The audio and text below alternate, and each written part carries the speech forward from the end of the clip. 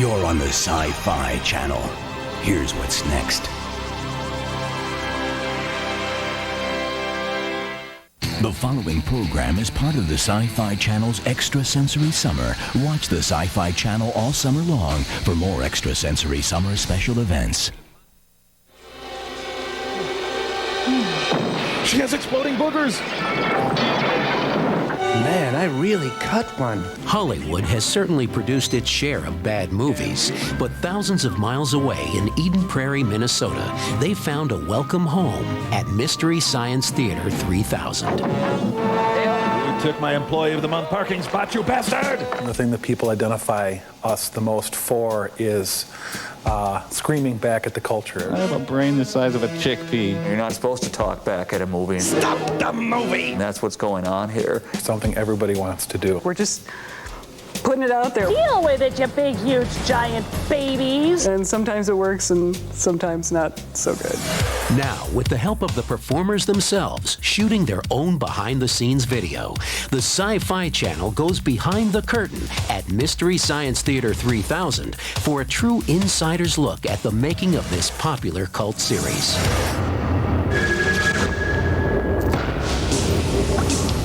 What's this then?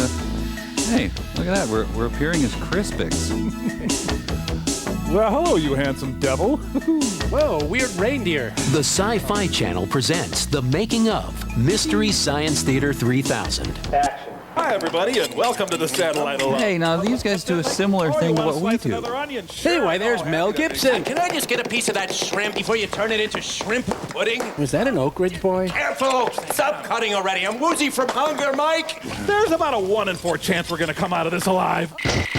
Mike is trapped up in space with his 2 robot companions, forced by this evil scientist's mother who used to torment us, and now she's making us watch these movies because her son told her to before she killed her son. And, well, it gets confusing. Anyway, we're up in space watching bad movies. Her van is rigged where she can just press a button and show the movie. I don't think she has a long-term plan. I think she just wants to be antagonizing. I will dog you to the end of the universe. That's where she draws her life force. I'm sending you the worst movie I know. It's called Riding with Death, and it sucks on toes. Hang on, Bobo. Hang on. I'm not real clear on the logistics of it, but Pearl can do it. Mark my words. Whoa, hey, it's cool. Almost hit you when I swear, but it's mellow. It's really tough for us to get good movies, the right kind of good movies. All right, I'm coming up on your mud flaps at 67. Coming up on your mud flaps. People have such cute names for sex. Good movies are bad movies that have good sound. My rigid grill structure is bearing down on your unprotected cargo door. But we love them when we get them because they really are the best of the worst. It all started in 1988 when Jim Mallon and Kevin Murphy hired Joel Hodgson to turn one of his hilarious sketch ideas into a television show. Thanks, Mo. Thanks for having us. Oh, what a movie. Not like they say on Wayne's World. It needed a name. I think they kind of just looked at each other and combined the words Mystery Science Theater. First they thought 2,000, but 3,000 just seemed like 1,000 more. Oh, my ribs. Come in, Joel, my little space guy. Mystery Science Theater began airing in the fall of 1989. In the middle of the 5th season, Joel left the show. Okay, thanks. Bye-bye. The unenviable task of replacing him went to Mike Nelson. What's the name on that? Nelson, Mike Nelson? Felson? No, Nelson. Felson, right?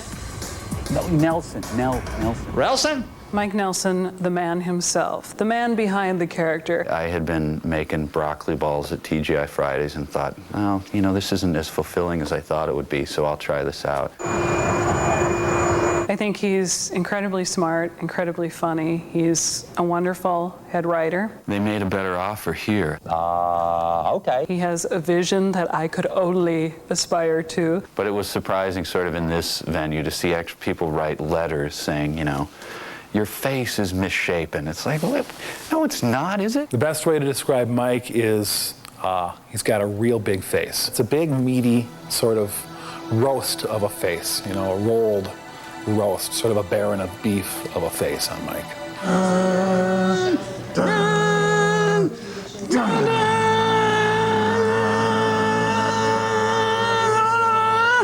do have one of the largest faces in show business. Thank you. Don't mic the puppets. What are you doing? Then I became a mummified. I'm the one who's talking. Mic me. I think Kevin is the little kid of the show. Good God. Oh. We try not to make any comments that we can't back up with actual knowledge. Morons, all of you. He's got an hilariously twisted mind. Man, I think our sense of humor is motivated by some good educations that have subsequently been wasted on popular culture. Ah, you're just jealous, Nelson. I have a fine butt. You wish you had my butt. I like my butt. I like your butt. He's a big shaved bear, basically. When writer-puppeteer Trace Ballou departed the show at the end of the 7th season, I haven't gotten all the bugs worked out of it yet. Thought I'd try it out on you. writer Bill Corbett stepped into the puppeteer's pit and brought the wisecracking crow back to life. It's weird to watch a man grow into being a puppeteer. That's a disturbing thing. It taxed my pretty limited manual dexterity. Oh, geez, that's great. Thanks. Now he's trying to slice it. That's nice. Yeah, he's trying to slice my hand up. Good. No, that's fine, Mike. You cut my hand up and serve it to me. But he's fit right in. He's actually from being a totally inept puppeteer before he started to now he's able to handle manipulating all the arms and everything. And he's also a distinguished playwright, which he lords over us all the time. Ready for my close-up now? Your reports of my death were greatly exaggerated. And the changes continued. Writer-actress Mary Jo Pehl took over as Mike Nelson's new nemesis, Pearl Forrester. And I am going to box your ears if you don't help us get off this planet! Mary Jo Pehl is a very smart and witty writer. She adds so much to the show. It's wonderful to have a female character of such strength and craziness on the show. She plays Psycho really well. Hey, I'm laughing here.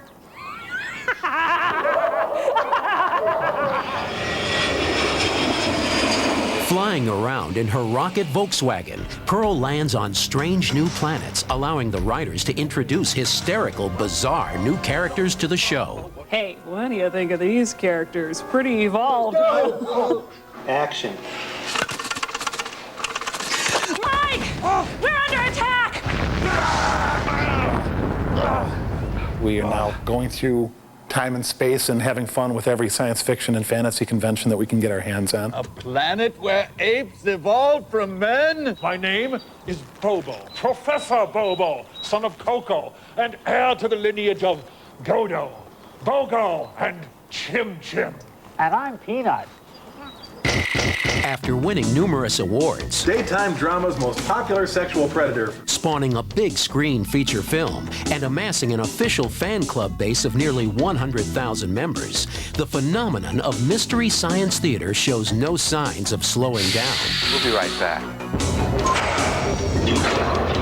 When the making of Mystery Science Theater 3000 returns, we'll go behind the doors of the writing room for a look at the unique Mystery Science writing process. You wouldn't look good bald. And the shooting of the famous theater scenes. Hi, this is Bill Corbett here in the MST3K writing room, giving you a little tour of where the wackiness starts.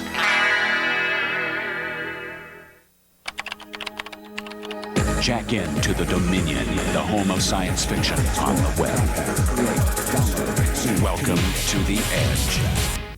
Oh, look at that. Do people really call psychics? I do. You call? Yes, and I get advice that really helps. I can't believe you call. Well, believe it. I used to be just as close-minded as you guys. But when they offered 10 minutes free, I decided to call. What was it like? Was it really free? Yes, it was really free. It was incredible. You should just try it for the 10 free minutes. Their advice was so accurate. What did she tell you? Oh, amazing things. For example, she knew Bill. She described him to a T. And then she knew about Call our for vacation. your free 10 minutes. Find out why everyone is talking about Psychic Readers Network. This isn't just a sample reading. This is 10 minutes with a psychic completely free. Wow, she told you all that? Oh, a lot more than that. Is it really 10 minutes free? Absolutely. Let's call. 10 minutes free. Why wait? That's enough time to get lots of answers for free. Try us now with your free 10 minutes. No tricks. We want everyone to see that it is real, so don't hesitate. Convince yourself with 10 minutes free. Call 1-800-469-5867.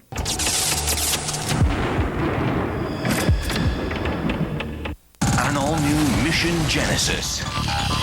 It's loose on the ship. The plague that wiped out Earth. And no one is safe. Why should you get to live when we have to die? On the next Mission Genesis, 7:30 Eastern, Sci-Fi Monday. Journey to the home of imagination when Masters of Fantasy takes you to TSR, the Fantasy Factory. Wednesday at 7 p.m. Eastern.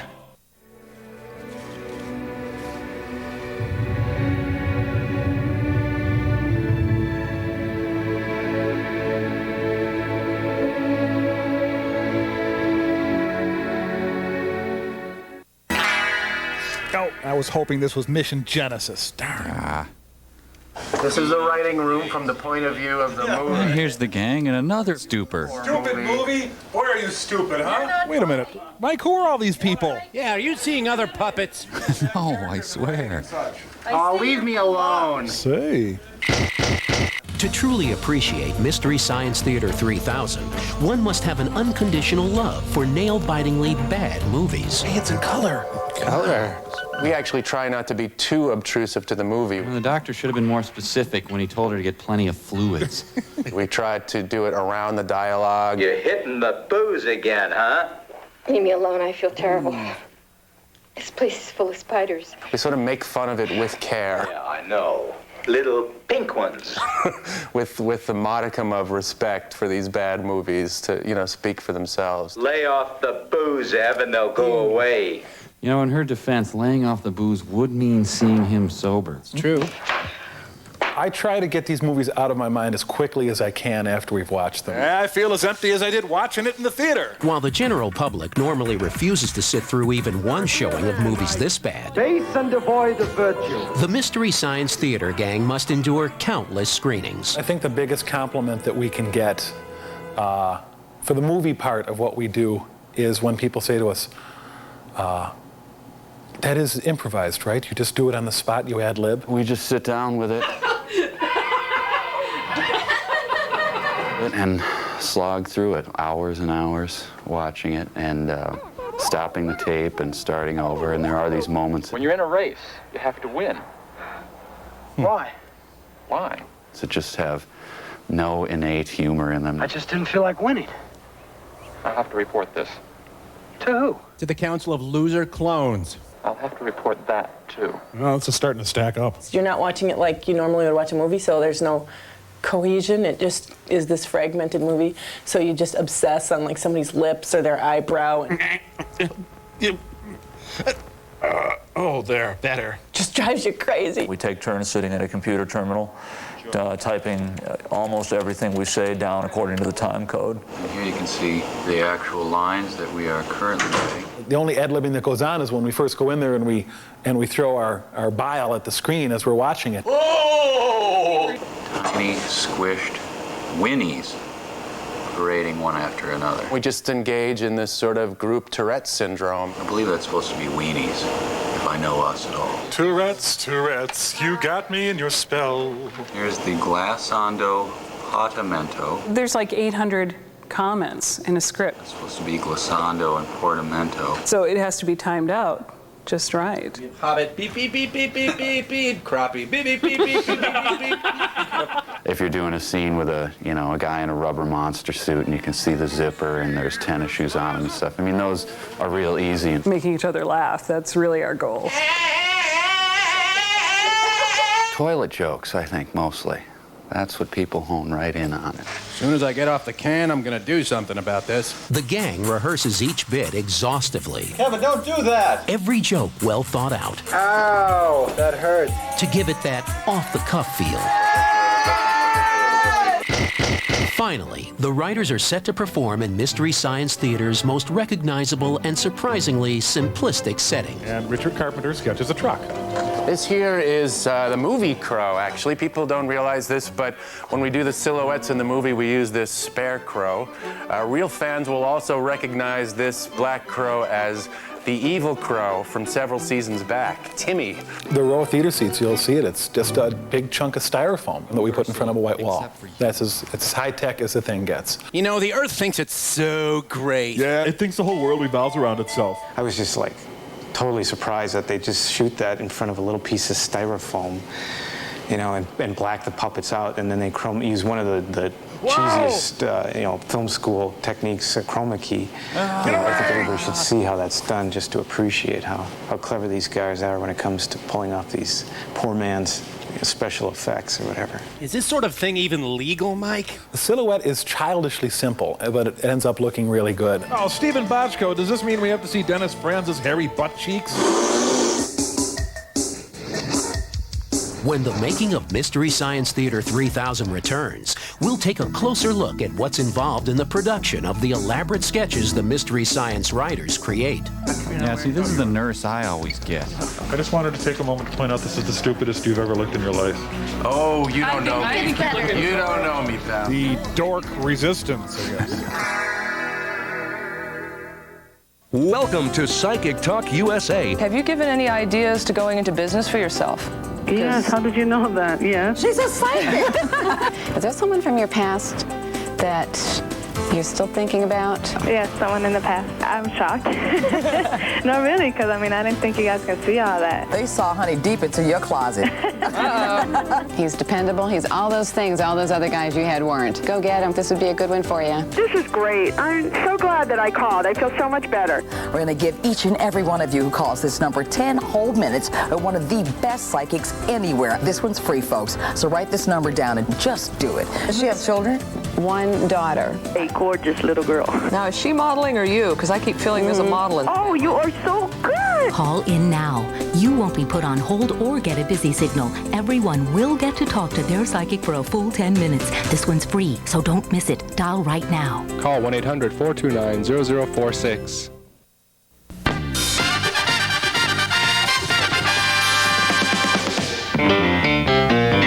They're down and they're dirty. They're those pretty boy, square-jawed, hard-hitting action heroes. They're the Players, and they're on television's toughest new drama. It's time to play hardball. Enjoy Hardball Sunday and Wednesday nights right here on Media One. Back in the good old days, 1996, things weren't so complicated, and you didn't have to have auto insurance. But these days, if you're riding one of these babies, you better have good auto insurance. You need protection that you can afford. So you better call Auto Insurance World right now. Remember, I just want to save. Save. I mean save you money. Call right now. I mean it. Right now.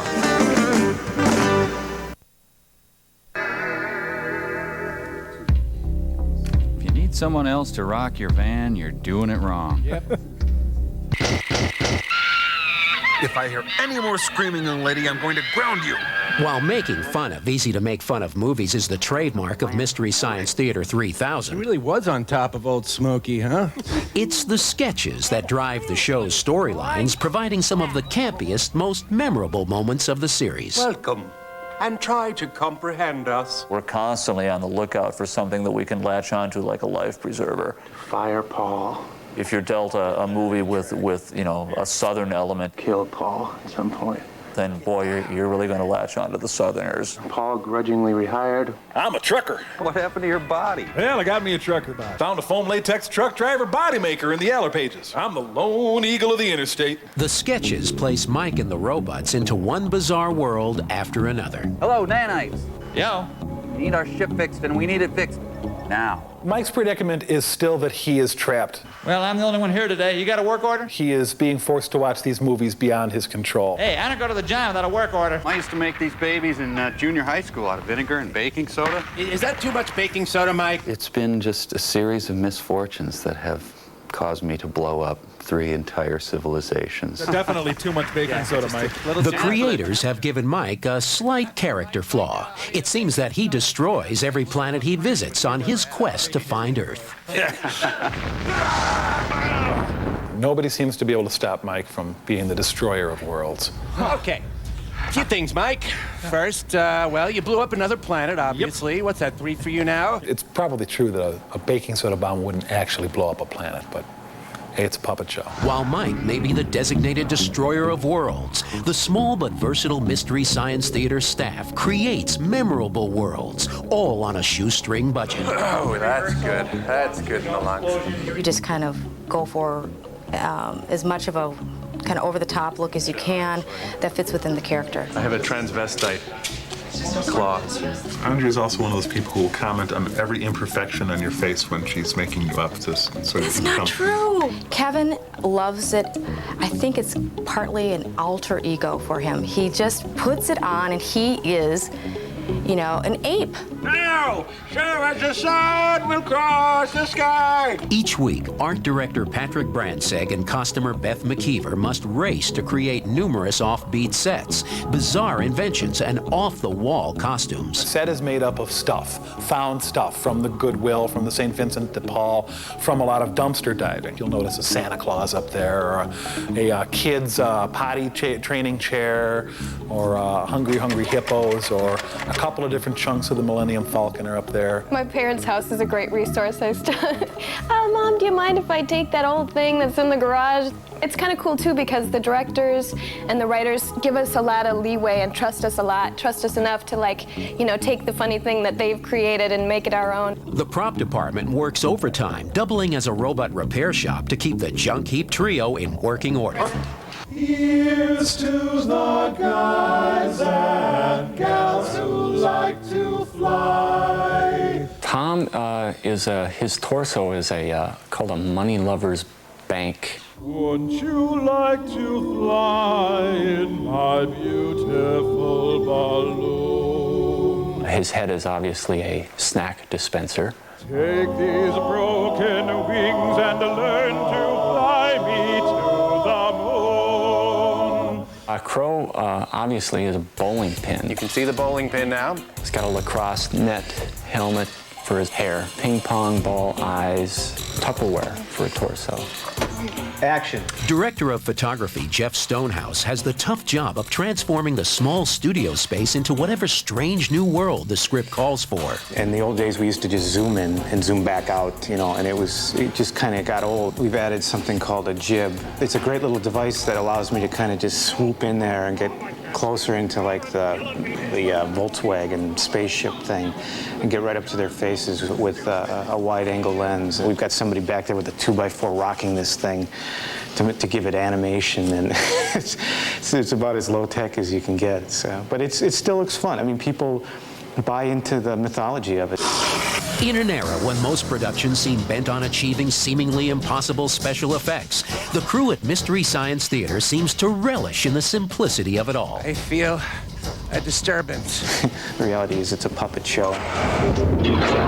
When the making of Mystery Science Theater 3000 returns, we'll find out what lies ahead for the crew of the Satellite of Love and answer the burning question, can stardom short-circuit a robot? Are you out of your stupid runners? Go, you dumb man! You never did give me an answer to that, Mike. You know what that place needs is a plant. Maybe instead of you, Mike. Hello? Journey to the home of imagination when Masters of Fantasy takes you to TSR, the Fantasy Factory. Wednesday at 7 p.m. Eastern. Jenny, I finally took your advice. You called a psychic? Yes, and it was amazing. She knew everything about me. It gave me the chills. I tried it too. My psychic was so specific. She told me about some property I was inheriting right when it happened. I called just because I got 10 minutes free, and she knew all about my job and how I could get a raise. It was great. It really is incredible. Nobody else ever gives advice this good. It's true. My psychic told me when I would meet a guy and described him exactly. And 2 weeks later, I met Michael. Do you remember when I won over $600 in the lottery? That was totally thanks to my psychic. This is unbelievable. Am I like the only one that hasn't called? Probably. Now that it's 10 minutes free, I think everyone's trying it.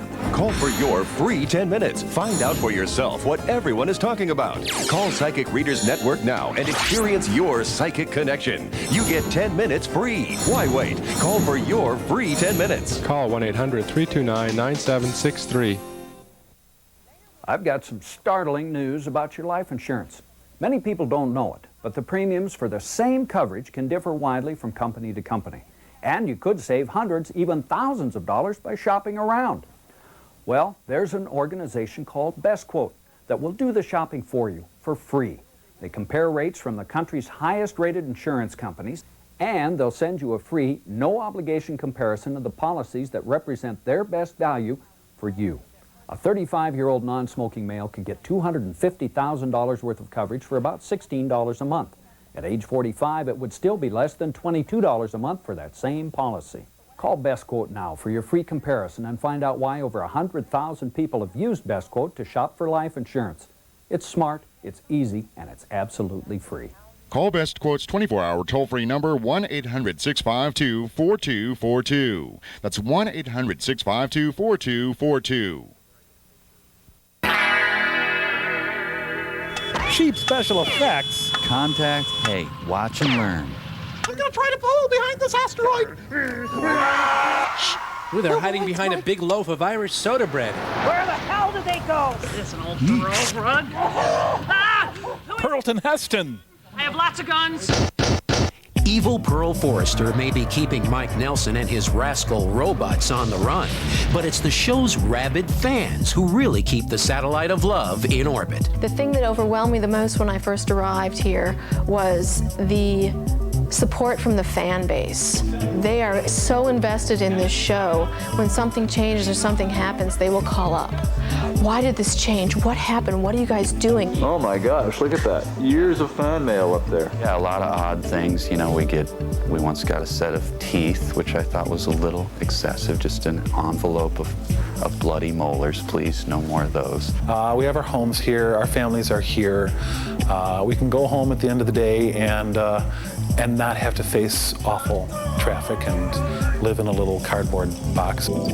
Everybody here has a really good sense of what they're here for, what their purpose is. Is that really what you're striving for, to not be noticed? Yeah. I feel particularly blessed because it does. This show satisfies a lot of the creative urges that I have. Detonation in 30 seconds. What worlds lie ahead for the cast and crew of Mystery Science Theater 3000? How many more planets will they destroy? And how many more bad movies will they subject us to? To the legions of loyal fans, hopefully as many as the number of galaxies themselves. Billions and billions. I think as long as it is interesting and it's genuinely funny, then it has a place, because there are so many bad movies. Each year we get slightly better, like we buy a new light and hey, we like our new light. And so I want to be in it long enough where like computer animated dinosaurs become like $20 a piece. Then we can include those. That's it. That's the adequate one. That's the one that people won't get. We've achieved mediocrity, gentlemen. Please keep sending all those chocolates. I like them. Yum. Coming up next, a band of murderous robots go after the Fall Guy. Well, someone's changed the face of humanity by illuminating how this show was made. Yeah, tuck that away in your Library of Alexandria. Kind of done like you might think, really. I mean, not that anyone was really asking. It's true. Doughy Midwesterners? Yeah.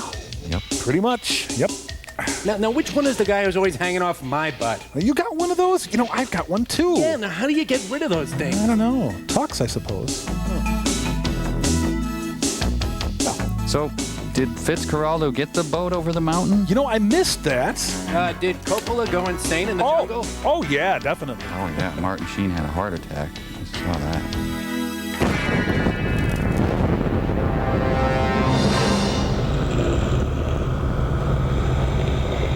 The following program is part of the Sci-Fi Channel's Extrasensory Summer. Watch the Sci-Fi Channel all summer long for more extrasensory summer special events. Out at the edge of the solar system appears a ship which has been missing for 7 years. Vanished without a trace. Before it disappeared, one final message. The horrified screams of her crew. A ship powered by and named for one of the most mysterious and powerful forces in the universe. A ship with more questions than answers. What is real? What is unreal? What do we fear the most? And where does imagination end and horror begin? I'm Lawrence Fishburne. And I'm Sam Neill. It begins inside the event horizon.